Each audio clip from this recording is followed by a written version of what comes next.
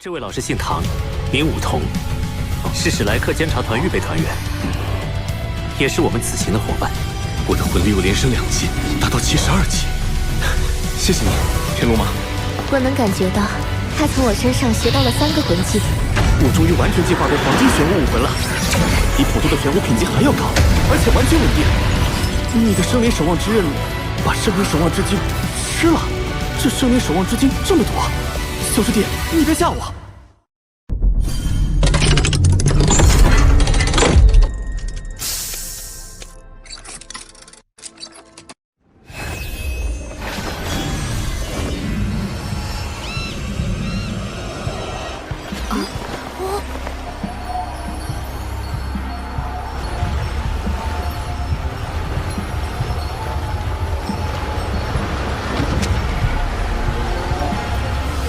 我好像听到了神界的呼唤，就是神界的呼唤。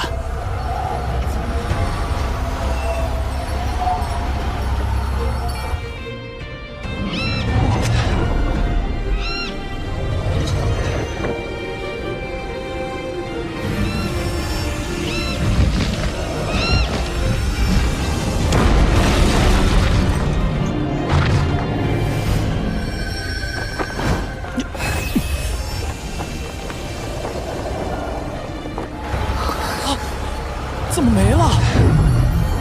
好像是被什么硬生生切断了。是帝天的逆鳞。这么快就来了吗？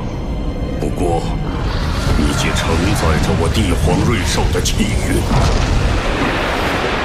此生就只能留在星斗大森林。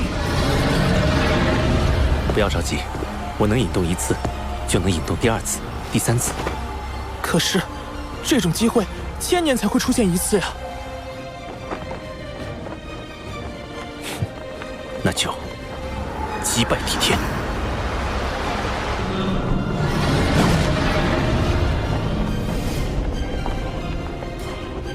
他为何要这么做？总有一天，我会击败帝天。我们该怎么做？我似乎已经找到一次方法。就算帝天能遮蔽的，也只有我，而不是天。兽神也无法遮天，所以他今天慢了。宇浩，只要你尚有斗志，我们都会一直陪你走下去。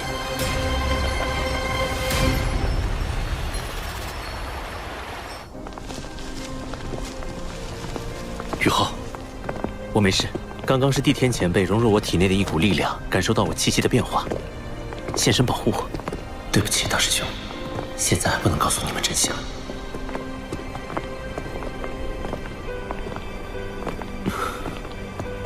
这分明是神界的气息，这家伙错过了一个重大的机会。对了，三师兄，你那块生灵之精还在我这儿。嗨，这么烫手的山芋，我巴不得你赶紧拿走。谢谢你，三师兄。走吧，魂灵融合完毕，我们回唐门准备一下，也该出发去明斗山脉了。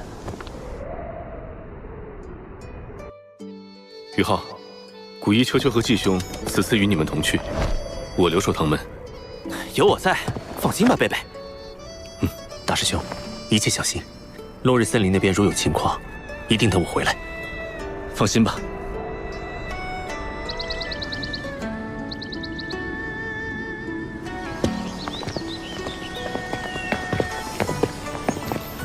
你说谎，帝天的力量打断了神界对你的呼唤，那根本不是你说的什么庇护的力量。嘘，我只是不想大家为我担心。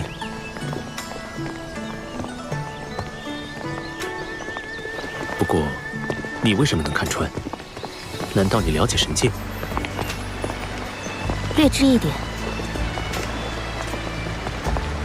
这个现象是神界有一位神奇想要把神位传给你。难道那就是传说中的神奇？或许你一生都不会再有那样的机会了。你很担心我？哼，你想多了。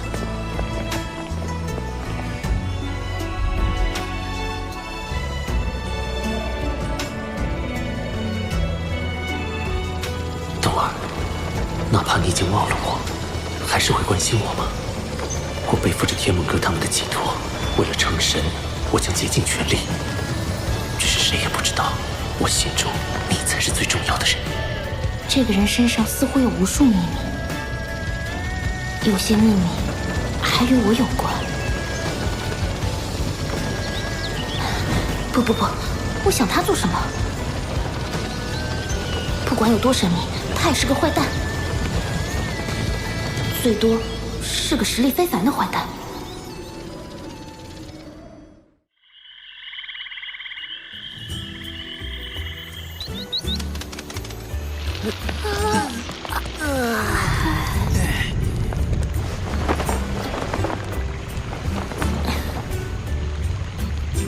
太好了，今天终于能吃到宇浩的烤鱼了。那是我们都沾了武桐的光。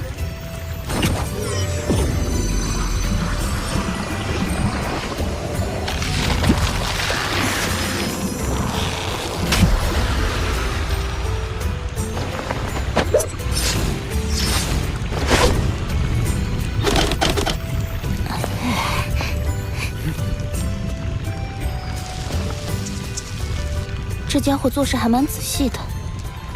他可是烤鱼大师，当初我就是被他的烤鱼汤的香气吸引，才因此结识的。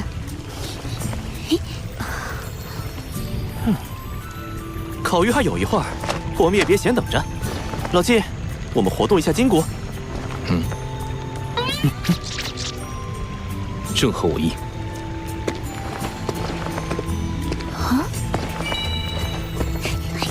古一姐，我们去看看。梧桐，你帮忙看下火候，我得去盯着他们俩，不要闹出格。啊，好。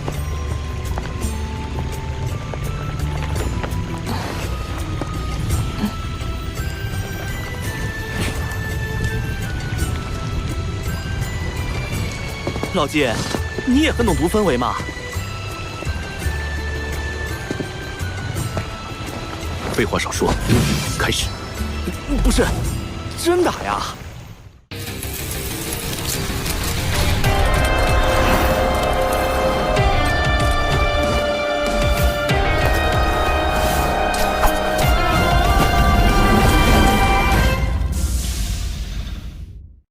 算了，打就打吧。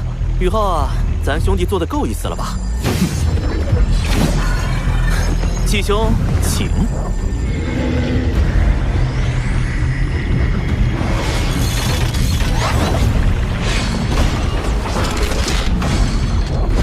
要上你上，我可不爱打架。我先闪喽！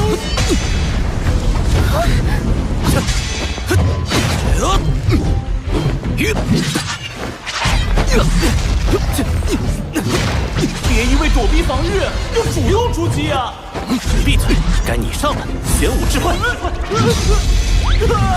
武阵，头好晕啊！审判之剑，湮灭斩！玄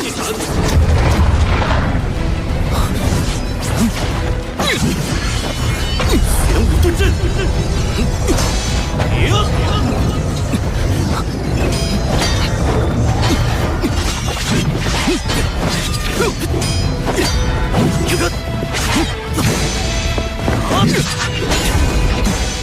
先为我附着黑暗，再以神圣光明之力审判我吧。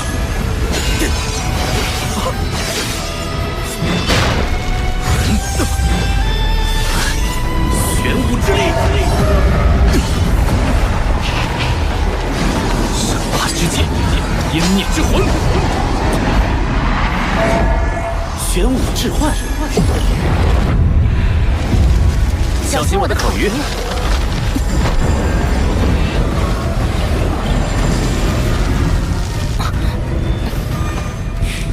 老季，就不磨蹭了，直接决一胜负吧，奉陪到底。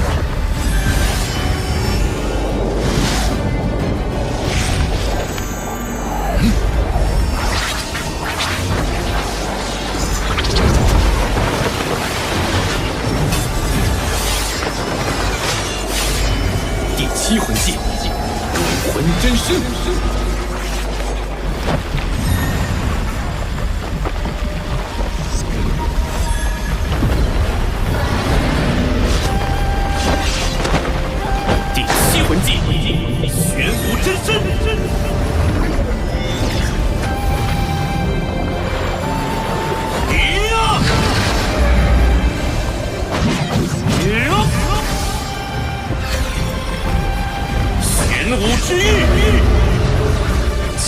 玉星辰。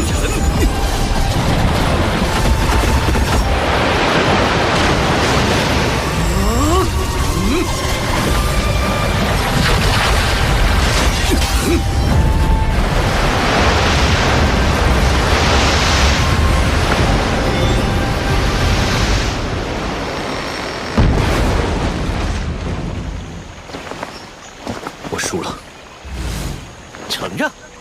嘿嘿，楠楠，我赢了。好了，别得意了，宇浩那边都要烤好了。好香啊！差不多马上就可以吃了。宇浩，这么香的烤鱼，等下我们谁先来？你们先吃吧，我有干粮。我看这样吧，我们之中谁年纪最小谁先吃。这主意好。古一姐，你多大？我22。嘿，古一姐，我比你小啊，我20岁零3个月。梧桐，你呢？我18岁。什么？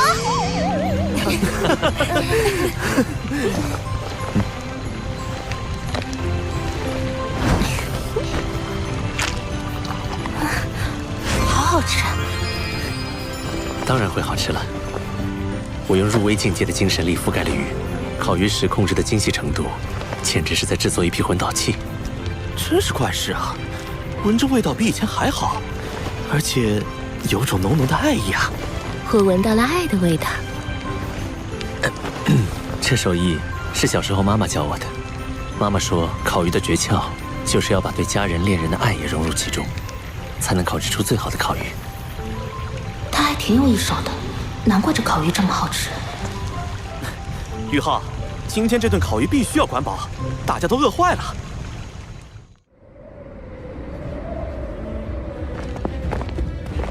我们来自史莱克学院，此次受学院命令前来支援西北集团军，还带来了玄老给白虎公爵的亲笔信。这个人好像是霍雨浩，就是那个创建了传灵塔的大英雄。对，你快去禀报元帅。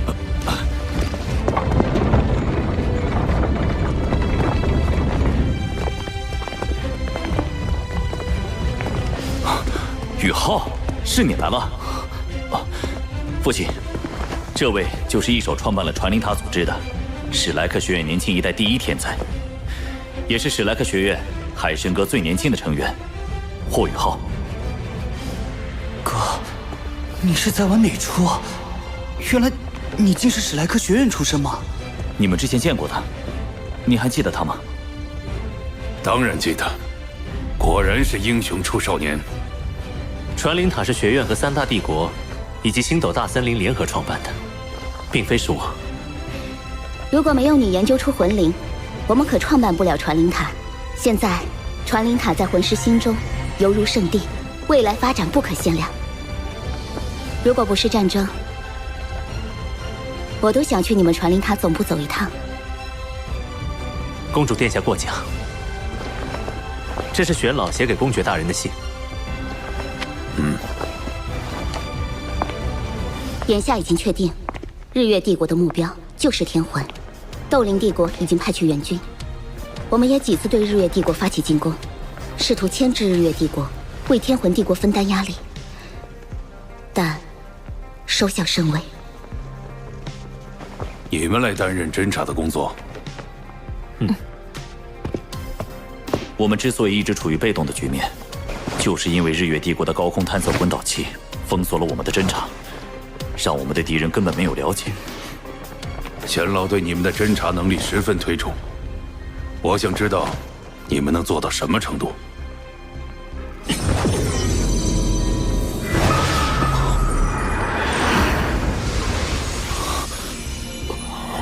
想不到霍雨浩精神力到了如此境界。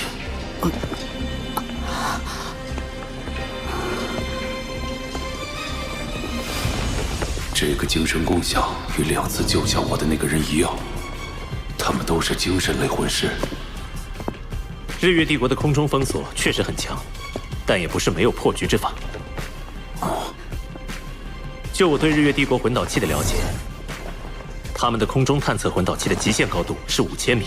如果有一位分号斗罗能带我飞到5000米高空，我就可以利用滑翔掠过他们的空中探测魂导器，深入明斗山脉进行侦测。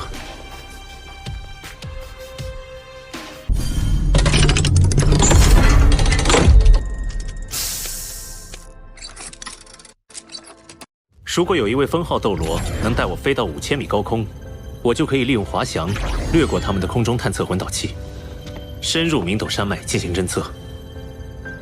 这样做太危险了，5000米高空也是魂师的生存极限，那里空气稀薄，而且温度会骤降到零下150度，就算极限斗罗都没办法活动太长时间。宇浩，5000米高空太危险了。我是冰属性魂师，低温对我没有影响。至于空气稀薄，我也有一定办法。放心吧，三师兄。好，宇浩，我们相信你。我就以茶代酒，祝您马到成功。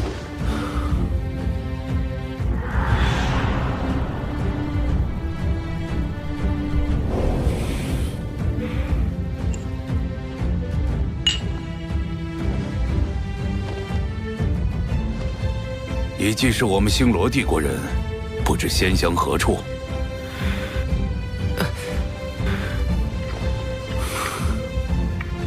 星罗城附近的一个小村庄罢了，没什么名气。好，一个小村子能培养出你这样的人才，真是难得。那是因为咱们史莱克学院人才辈出。不多做寒暄了，公爵大人，事不宜迟，我们现在就商议战术吧。你们远道而来，已经很疲惫了，而且行动开始前需要周密的研究和布置，先休息一晚吧。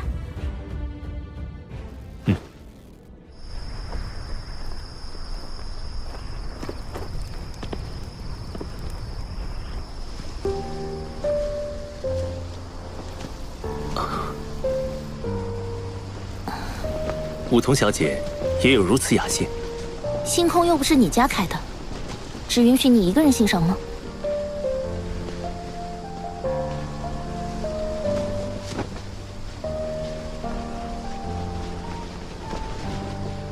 你真的打算明天一个人冒险去侦测明斗山脉？如果东儿在的话，我们俩联手，成功率会更高些。我们有武魂融合技，能发挥出1+1大于2的作用。东儿，你整天脑子里除了东儿没有其他人了吗？这些天在路上，你的大情圣故事我都听烦腻了。我并不是什么情圣，我唯爱东儿一人。我今晚找你，是有件正事。第一次见到你时，我便感觉我们的魂力可以相融。不可能。好吧，我是真觉得我们有武魂融合的可能，能不能试一下？如果可以的话，未来我们在执行任务的时候，战斗力会得到极大增强。2个魂圣如果施展武魂融合技，加上你强大的武魂，威力可观。好吧，就看在你烤鱼的份上。不过，我只给你1盏茶的时间。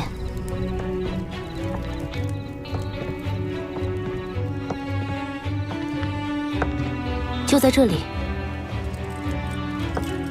我们开始吧。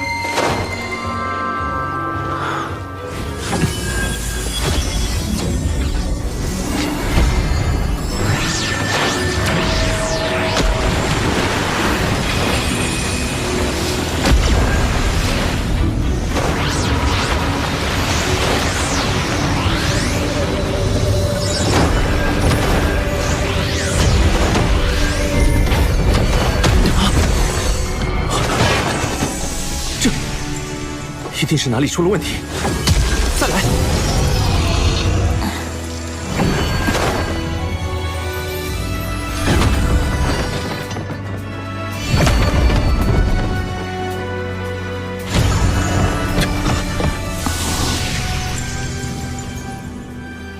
他真的不是东儿。武魂融合哪有那么容易？如果可以，我会没有感觉。喂，你怎么了？对不起，打扰了。不就是魂力不能相容吗？他怎么跟得知伴侣死讯似的？为什么我有种心痛的感觉？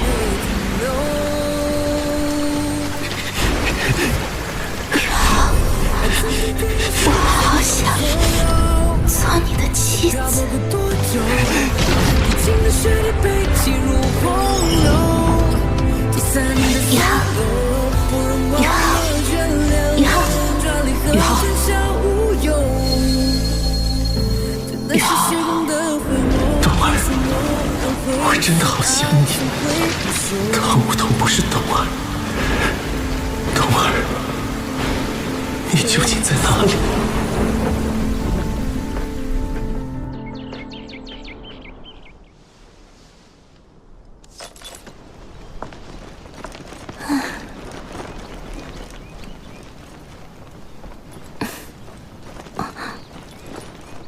这家伙昨晚的反应很不对劲，我要不要关心一下他？早，唐小姐，走。你昨晚，这家伙在搞什么啊？就因为武魂不相容，就不温柔了，变得这么疏离。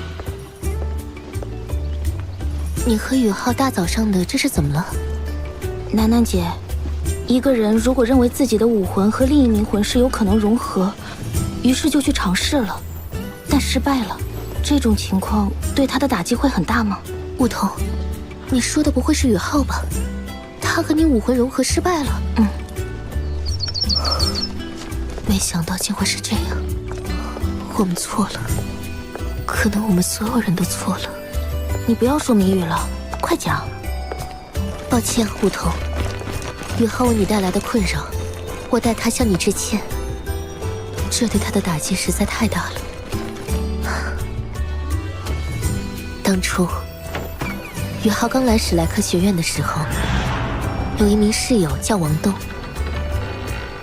他们俩亲密无间，共同学习修炼，一起努力，崭露头角，拿到新生考核的冠军。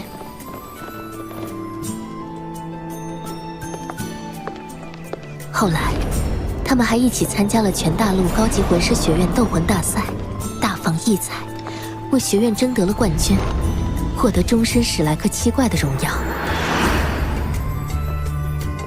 随着时间推移，大家的实力不断增长。宇浩参加海神园大会，发现王东竟是女孩子，他们俩很快成为了羡煞旁人的情侣。然而，冬儿似乎有先天疾病，宇浩为此前往落日森林，以自身重伤为代价，换来了天才地宝，挽救了冬儿。他自己却双腿残疾，无法行走了。即使他坐着轮椅，依然带领我们进入了精英大赛的决赛。不过日月帝国狼子野心，突然对我们下手，逼我们进入乾坤问情谷。冬儿为了宇浩身受重伤，昏迷不醒。直到宇浩又遇见你，我们都以为冬儿回来了。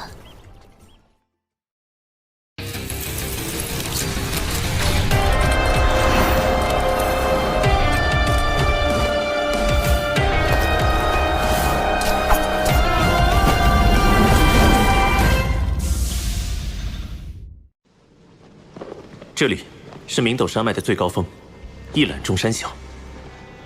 如果我能从这里突入，日月帝国军队的整体部署，我能尽收眼底。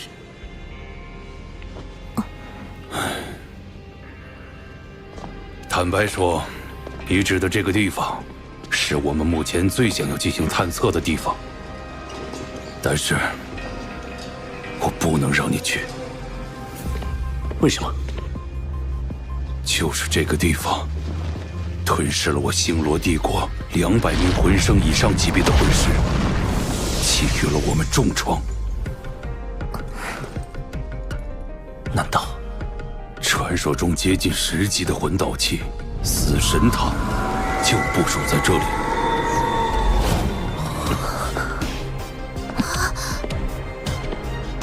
我知道，我一早就猜到日月帝国会把最强的魂导器部署在这里。我有自己的打算。此前他们凭借这件魂导器重创了星罗帝国，肯定不会想到我会从那里突入。我这次突然侦查，一定能打对方个措手不及。还是太冒险了，我们可以从别的地方潜入侦查。死神塔是最大的威胁，日月帝国军队其他的情报都不能与之相比。放心，我有80%的把握全身而退。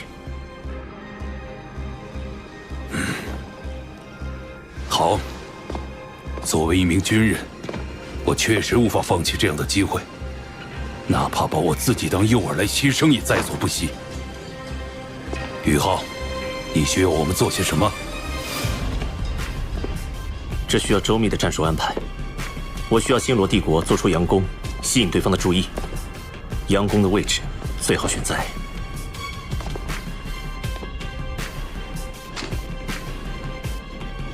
他真的要去冒险了？楠楠姐说的那些事，他今天状态那么差，真的可以吗？为什么我心中会在意他的安危呢？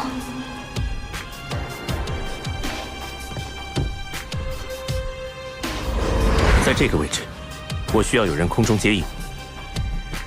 我来吧。除去已经被安排任务的封号斗罗，剩下人当中，我的武魂最擅长飞行，其次是古一姐的神圣天使，但她的天使武魂在夜空中太亮了，容易暴露。这主意不错，今晚我们就全部行动起来。好。那么武桐，你作为第一道空中接应，古一在后方做第二道空中接应。三师兄、四师姐、季兄、秋秋，你们做地面接应。大家先休息1个时辰，调整状态。日落后开始行动。好。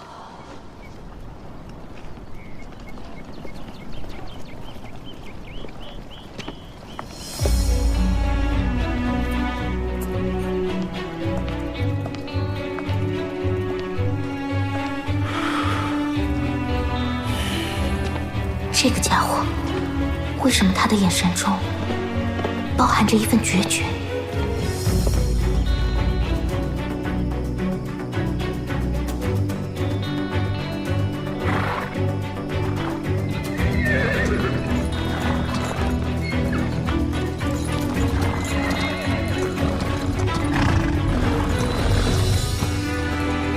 全军出发！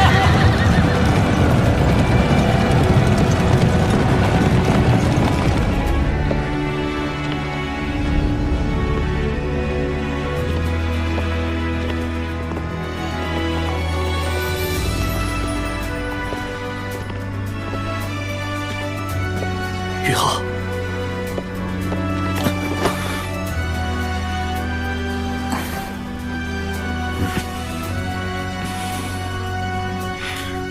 我出发了，要小心，要小心。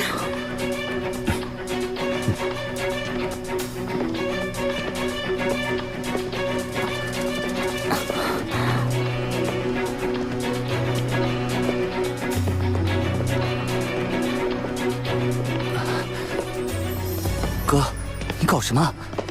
这么大仗势，今晚你要干什么去？我今晚要去探查日月帝国防线布防的漏洞，去把珍贵的情报带回来。你一个人吗？好危险的！洛丽，你记住一句话，就是在这个世界上，没有什么事情是不可能的。这个傻瓜，他这么坚定的要侦查死神魂导器，难道和昨天武魂融合没有成功有关吗？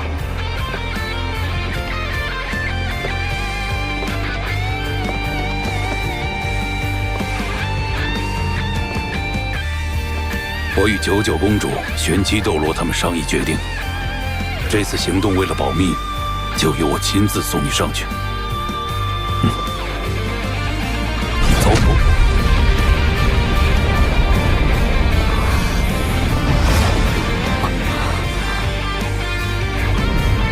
这个家伙到底心里在想什么？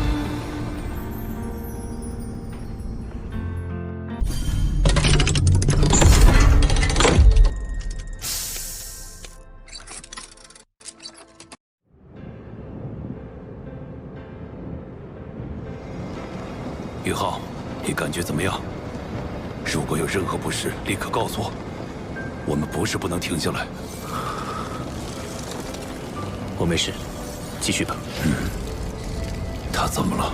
语气冰冷而淡漠，是高空的极寒影响了他的情绪吗？3000米，4000米，我的飞行魂导器快撑不住了。那我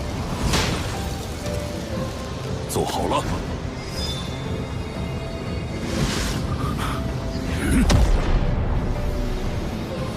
这是父亲？不，他不是。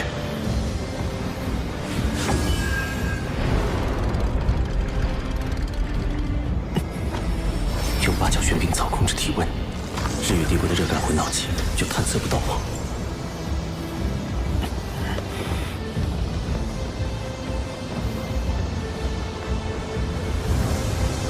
宇浩，现在是5500米高空，你还有更高吗？我的极限应该能飞到6000米。可以了。宇浩，一定要小心，安全为重。若势不可为，切记不要冒进。我要送你出去了，准备。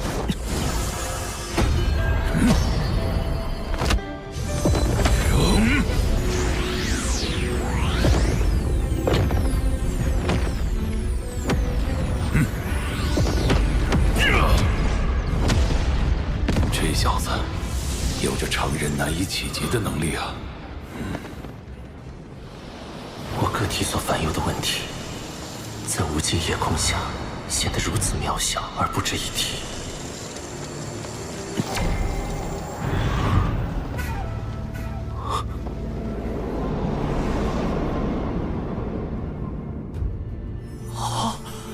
成神的机缘又来了。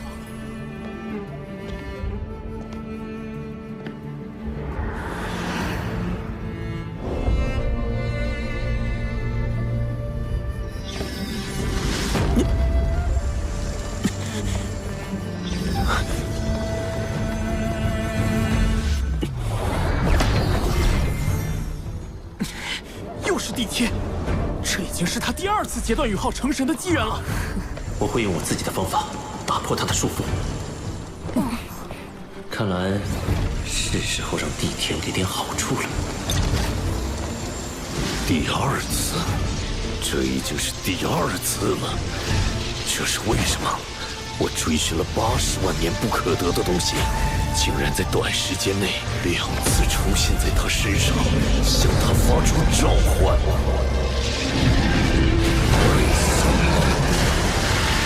这是为什么？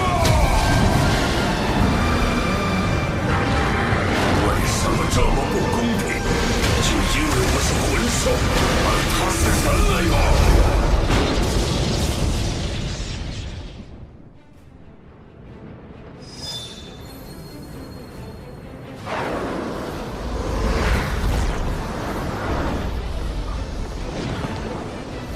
最危险的时间段有2个，其一就是我释放出精神探测的瞬间，其2是撤退时刻。我得提起100%的专注力和精神。星罗军方为了掩护我的视野性攻击开始了，佯攻开始了，事不宜迟。武魂真身，精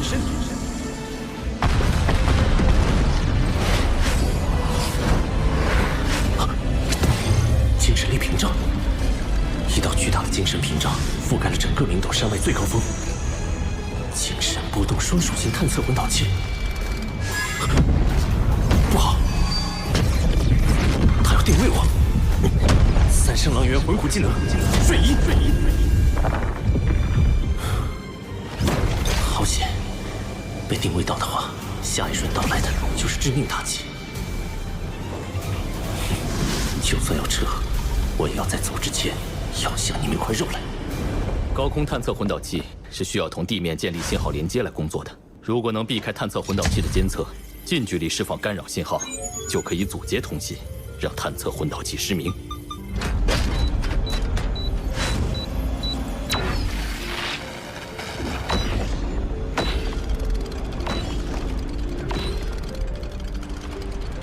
日月帝国，我也让你们感受一下失明的滋味。什么？超高空探测魂导器失效了？是的，狂牛冕下，目前已经有6台超高空探测魂导器接连失效，数字还在往上升，可能是故障。毕竟超高空探测魂导器的技术还不够成熟。不，是嫡袭。邪卷魂斗士团，出动！那位大人物下了命令，要不惜一切代价将来袭者留下。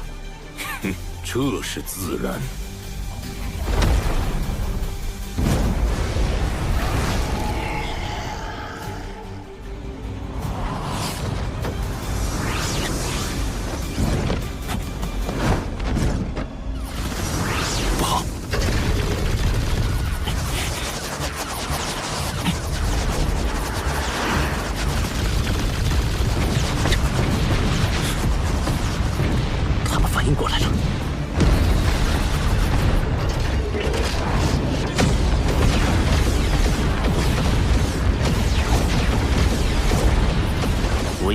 被动防御，地剑，兵极无双。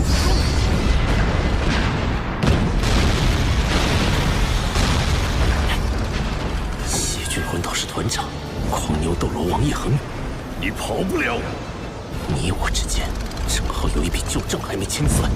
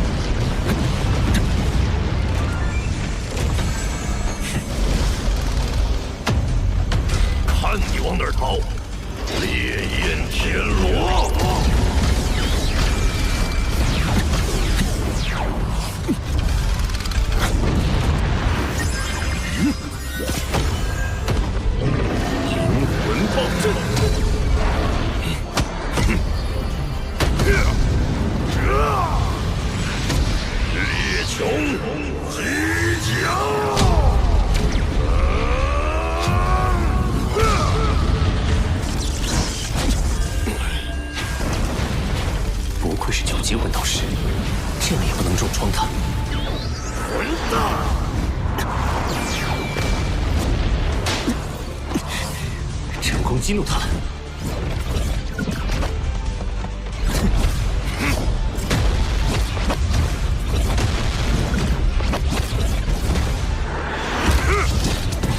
356颗烈焰天罗，全体出击！天罗地网！小子，受死吧！你的礼物还没收到，我怎么舍得死？混蛋！后会无期，玄武之化，玄武对阵。到你了，楠楠。圣衣，无敌金身。什么鬼？白白损失了我好多颗烈焰天罗。啊，怎么回事？一切寂灭了。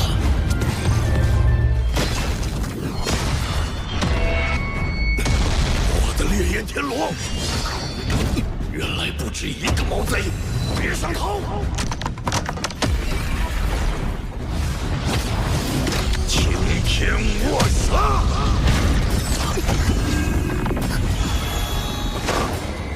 光明龙神蝶。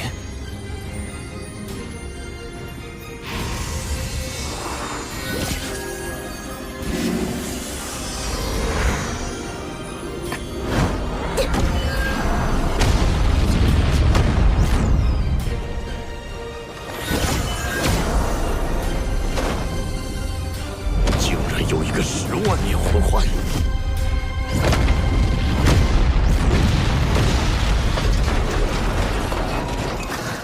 他竟能硬挡9级魂导师，那又如何？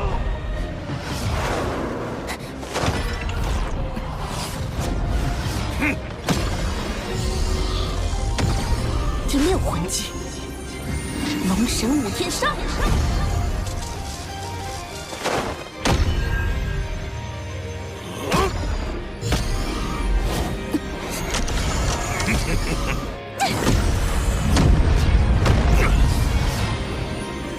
龙翼边缘有蝴蝶翅膀波浪形的弧线，龙翼铡刀。虽然相似，但这不是冬儿的国民女神蝶。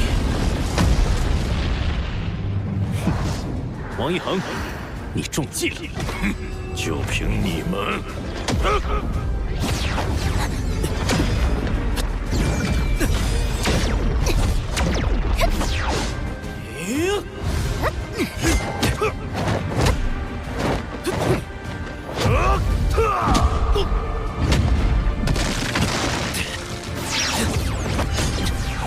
邪君魂导师团的尖刀小队很快就会到来，我们抓紧时间解决他。武魂真身，玄武阵。第6魂技，天使之舞。啾啾，我在，我们一起。第5魂技，圣剑。第5魂技，天之泯灭剑。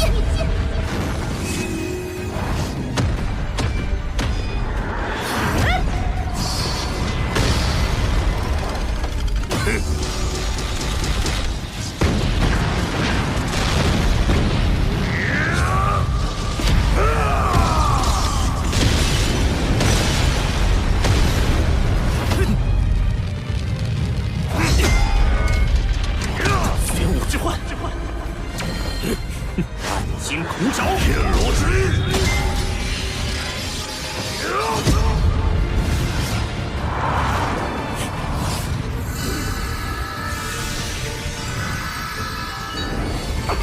无敌金身。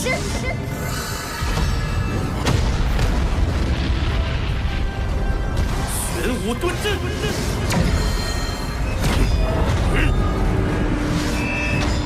第6魂技。玄武之域，第7道上，武魂真身，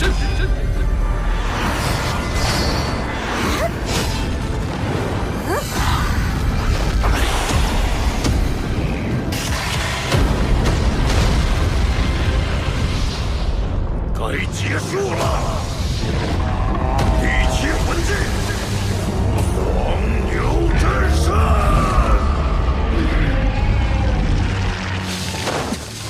不通。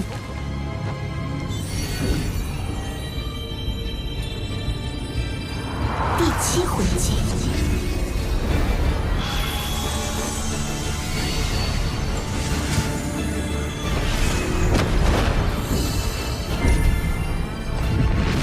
武魂真身。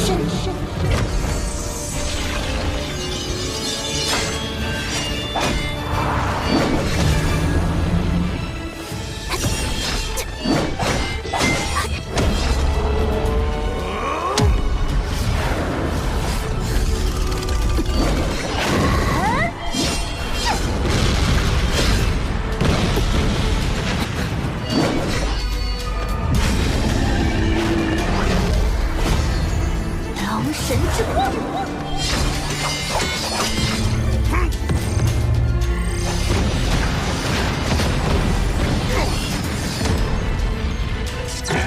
天之蟒，柔虎锁。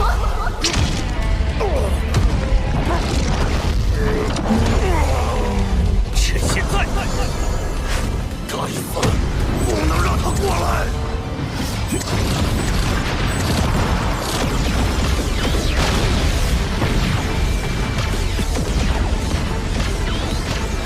王一恒，死期到了！血色天罗防护罩，开！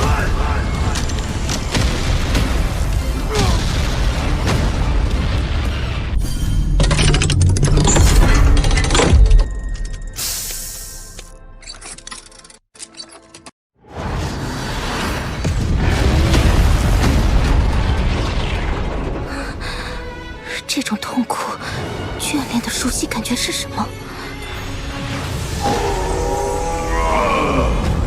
我感受到了死亡的威胁。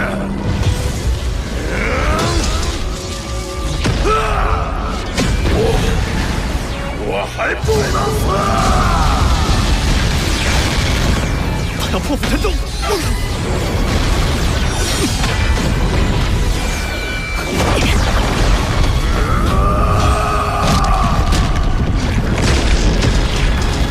万父，铁罗归师！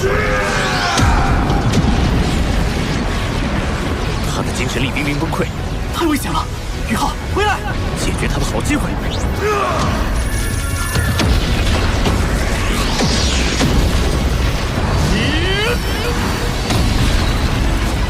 顾宇浩，我来助你。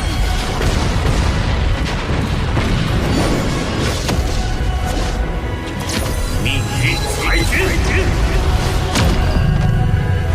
接着，顾宇浩。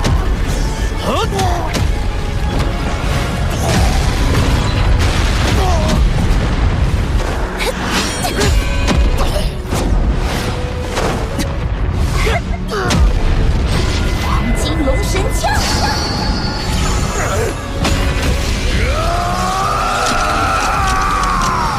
这牛头还真硬。我来助你。灵魂暴震！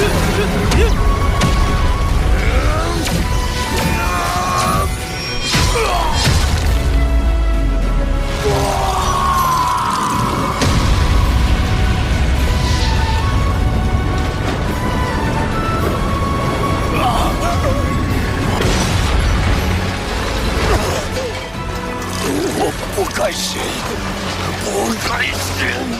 当年助纣为虐，围杀我和我的朋友时，不应该做好如今的心理准备了吗？我后悔了，我当初要是……他这一身魂导器摔坏就可惜了。古一、秋秋，收集这些散落的魂导器，就拜托你们了。嗯，没问题。团长竟然被杀了！回去复命吧，此仇我们迟早会报。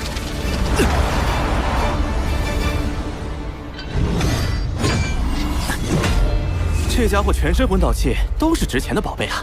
狂牛斗罗竟然这样被围杀了。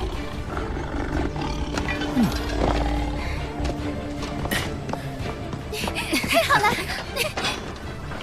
一名9级魂导师的尸体，能为帝国带来多大价值的情报？在历史上，还从未有过这种战利品。王一恒是第一个。宇浩，你怎么样？没事。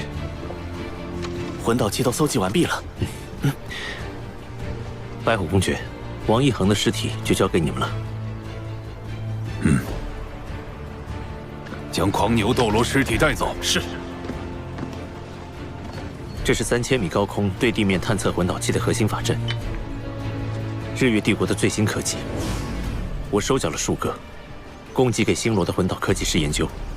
宇浩，你们一行这次的收益实在难以估量。你们都是少年英雄，国之未来。我会亲自向陛下禀功。有了，我累了，得回营休息。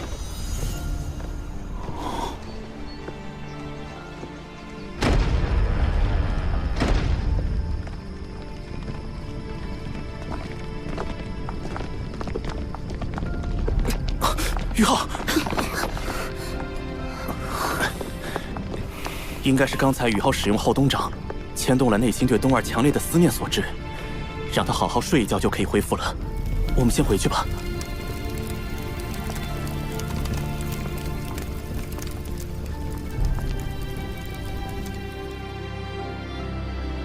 东儿，你真的还活着吗？当初我送你回昊天宗，牛伯太伯对我那么冷淡，到底是因为你沉睡了，还是……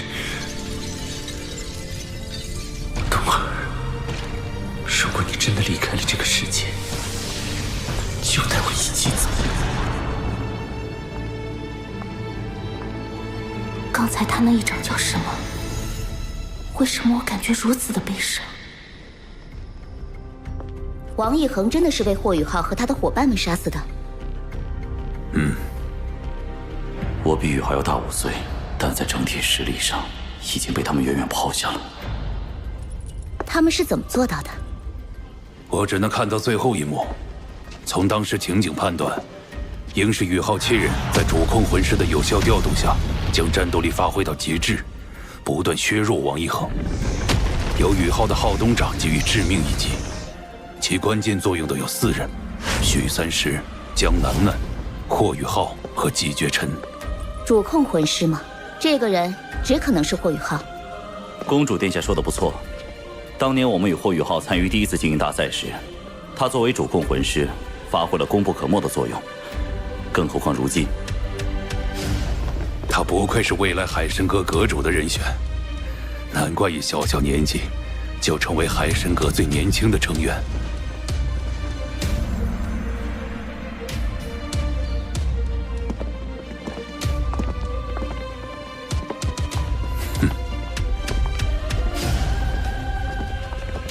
宇浩，你这次可是立了大功。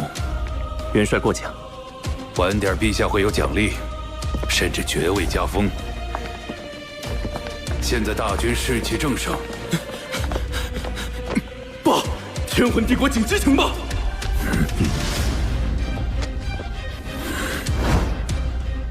斗罗大陆要掀起一场浩劫了。天魂帝国全线溃败，本体宗遭受重创，国都天斗城实现了。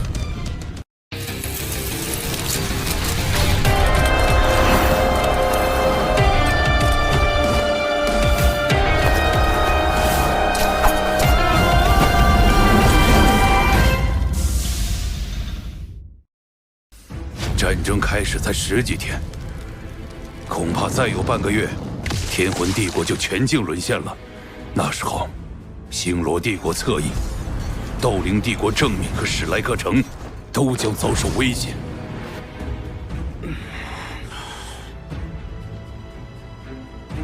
公爵，我们该怎么办？2个办法：一保守，一激进。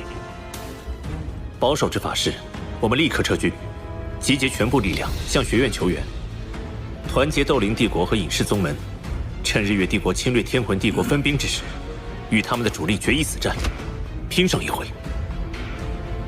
激进之法呢？孤注一掷，破釜沉舟，攻敌必救，冲入日月帝国，长驱直入，不怕他们不回援。你是说硬冲？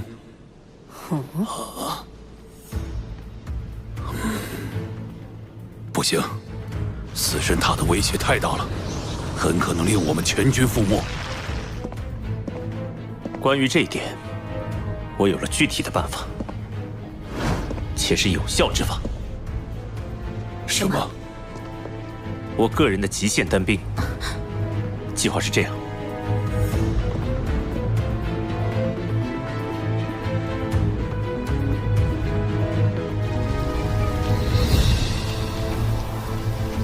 这是一颗虎牙，我父亲当初传给我的，据说是先祖击败一头虎类魂兽留下，有杀伐之气护身。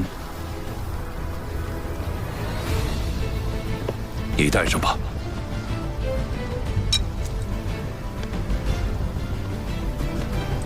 谢谢。说谢的应该是我才对，感谢你为星罗帝国做出的贡献。所有星罗人都铭记于心。我们出发吧。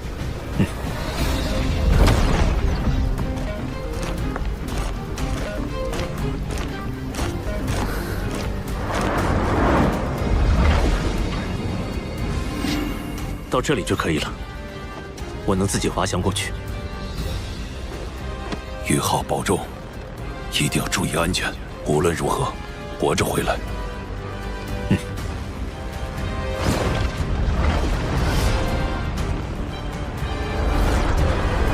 谨慎探测。上次的行动之后，日月帝国增加了更先进的波动探测混导器。日月帝国为了发现我，竟然用超高空探测混导器作为基座，再在上面放置波动混导器进行探测。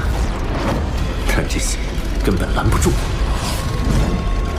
上次差不多是这个距离出现的精神屏障。命运裁决。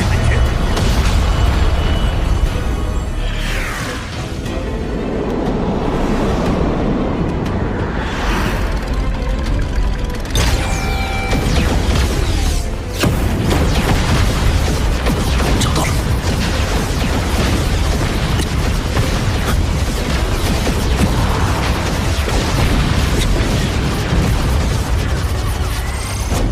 死神塔离这么远也能感受到它的压迫。精神探测，这就是传说中接近10级混导器的死神塔。不好，死神塔在积蓄能量。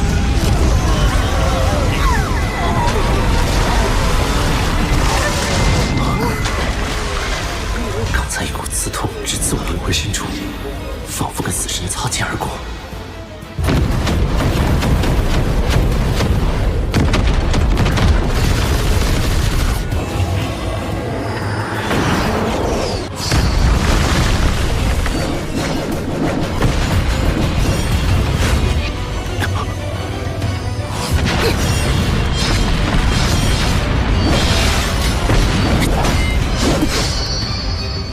你怎么会在这里？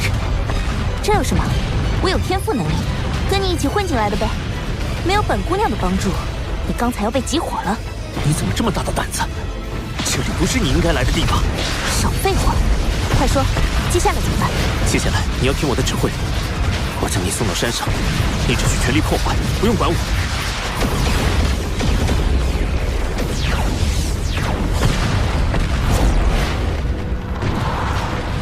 1000米、500米、400米，快！不好，是7级混导器抗拒之光。抗拒之光唯一的作用就是将受击者推远，平时根本没有大用，在此时却造成最大的阻碍。我给他扇远不就行了？地剑，冰息无双。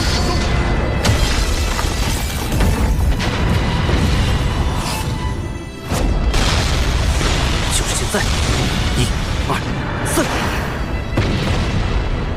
一落地，我就预备开启最强魂技，将死神塔一举摧毁。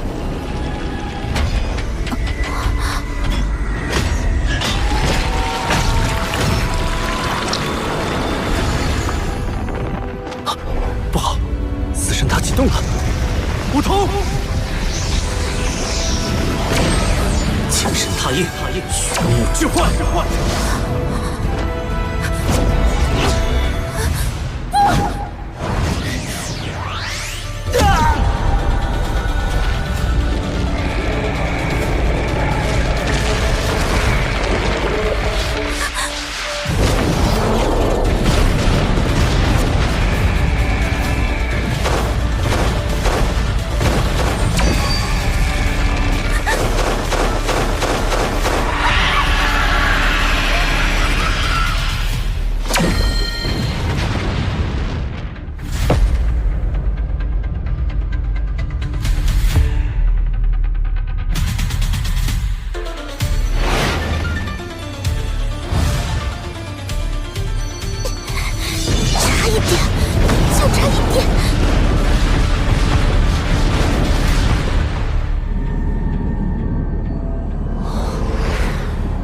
如果我回不来了，你将真相告诉他。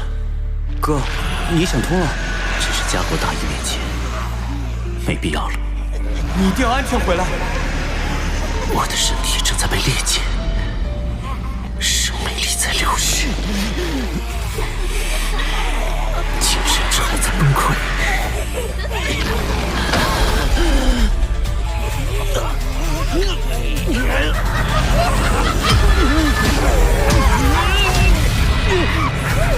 好在还有。